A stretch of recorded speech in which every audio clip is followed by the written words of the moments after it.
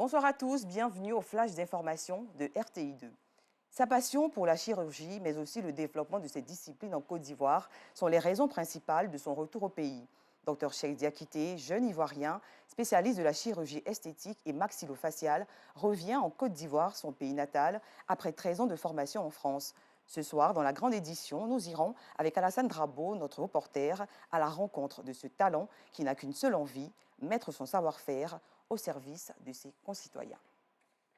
Les congés de Pâques, moment choisi par les sapeurs-pompiers militaires d'Abidjan pour ouvrir leur univers aux tout-petits. Ces enfants, passionnés d'aventure, ont vécu une expérience chaleureuse. Ce sont des démonstrations sur le dressage des chiens, l'extension du feu et des ateliers qui ont rythmé cette journée.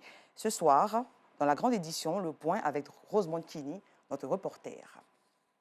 Tout comme les sapeurs-pompiers militaires, la gestion des enfants en période de congé scolaire est une priorité pour l'association des élèves futurs cadres de la commune d'Anyama, FUCAD. Une journée de conscientisation a d'ailleurs été instituée par cette organisation. Objectif, éradiquer le phénomène des congés anticipés. Bintou Pekele.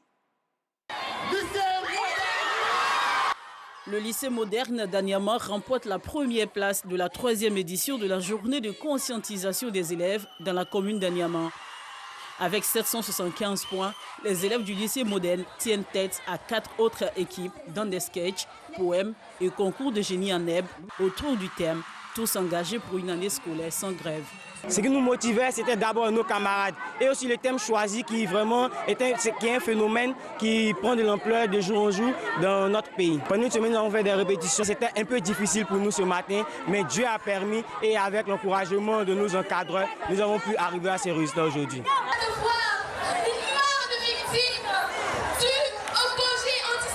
Cette cérémonie est l'apothéose des actions de sensibilisation menées par la FUCAD, l'association des élèves futurs cadres. Objectif, contribuer à l'éradication du phénomène des congés anticipés. C'est de sensibiliser en s'amusant. Parce que nous avons vu que aujourd'hui, les jeunes veulent s'amuser. En s'amusant, nous pouvons sensibiliser. C'est en cela que nous avons décidé d'organiser la journée de conscientisation qui est à sa 3e édition. Nous avons senti que le message que nous avons véhiculé, vraiment les élèves ont compris le message. Né dans un contexte de tension dû au phénomène des congés anticipés, la journée de conscientisation des FUCAD est le lieu de sensibiliser les élèves à se conformer aux dates de congés émises par le ministère de l'Éducation nationale. À l'international à présent, en Libye, le gouvernement parallèle tient sa première réunion. Ce gouvernement, désigné par le Parlement, a tenu aujourd'hui à Séba, au sud de Tripoli, sa première réunion depuis sa formation en mars dernier.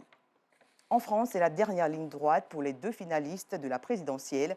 Après le débat tant attendu Macron-Le Pen hier devant 15 millions de téléspectateurs, la campagne se poursuit aujourd'hui pour les 2 candidats. Marine Le Pen a tenu son dernier meeting ce jour dans le département du Pas-de-Calais en région Hauts-de-France et Emmanuel Macron, le président sortant, à Seine-Saint-Denis, au nord-est de Paris. Les Français seront donc invités à choisir leur prochain président le 24 avril prochain. Et pour terminer, en Afghanistan, une mosquée chiite du Nord a été la cible d'un attentat aujourd'hui. On déplore au moins 12 morts et des dizaines de blessés. L'attaque revendiquée par le groupe État islamique intervient 2 jours après une attaque contre une école d'un quartier chiite de Kaboul, la capitale afghane. Fin de ce flash, rendez-vous à 19h30 pour la grande édition.